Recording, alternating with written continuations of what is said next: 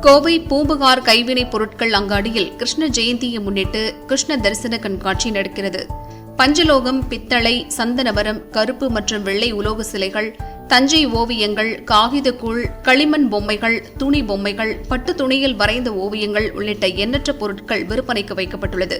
அனைத்து பொருட்களுக்கும் 10% சிறப்பு தள்ளுபடி வழங்கப்படுகிறது. கண்காட்சி மற்றும் விற்பனை செப்டம்பர் 6 வரை நடக்கிறது.